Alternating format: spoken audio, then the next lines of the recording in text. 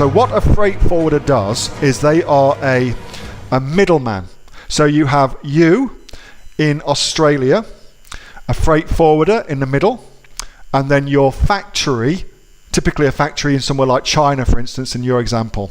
So what the freight forwarder does is a freight forwarder deals directly with the factory, deals directly with the port authorities, deals directly with the customs in China, deals with the shipping company, deals with the port authorities in Australia, deals with the customs in Australia, and deals with any people outside of that little remit too. So they do all the boring administrative sort of stuff associated with importing your product from country to country.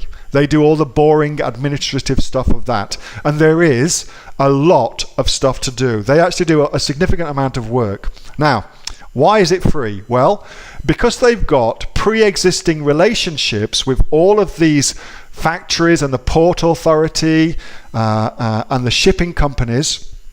They can get their rates for shipping are significantly cheaper than the rates that you can get for shipping, okay? Particularly when you're starting off, particularly when you're not buying full container loads. When you buy a full container load, it's a little bit different.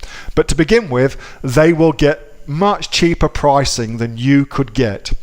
Because of that, all that they will do is, let's suppose that they can get the shipping done for $100, and it's going to cost, and if you try to do it yourself, it would cost you $130. Well, they just take that $30 difference, and that becomes their profit, their fee to do the work, plus they do all of the work associated with doing it for you. And I think that way it's actually free to get it done, because it doesn't end up costing you any more, but it saves you a significant amount of time and headache, and usually money as well, because if you do it, it's easy to make stupid mistakes.